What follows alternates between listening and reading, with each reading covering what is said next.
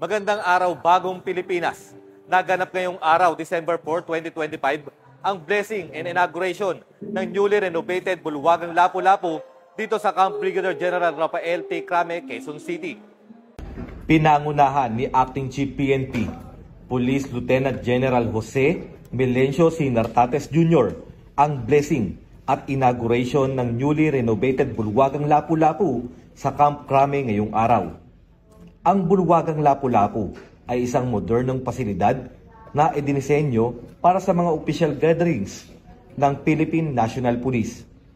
Ang proyektong ito ay bahagi ng patuloy na modernization program ng organisasyon upang higit pang mapaganda ang working environment ng ating kapulisan.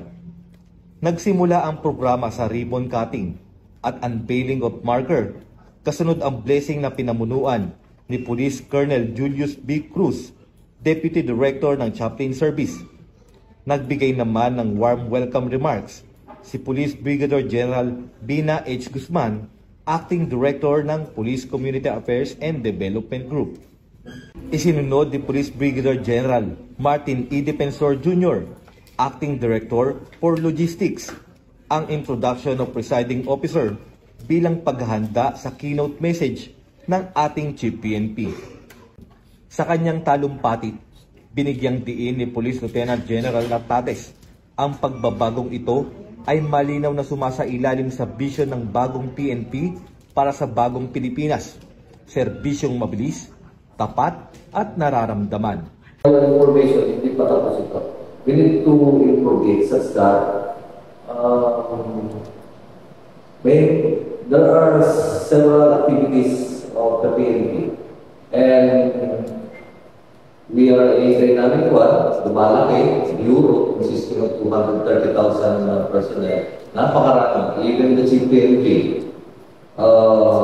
kulang. No match ang command group. Apat na kami. Chief, the DCO, the DCA, the TCDS. No match. Kulang yung apat kami para sa TNPN to be with the several activities of the PNP in a daily basis. That's why my directorial staff pa. Yung directorial staff, pag sinama na yan pwedeng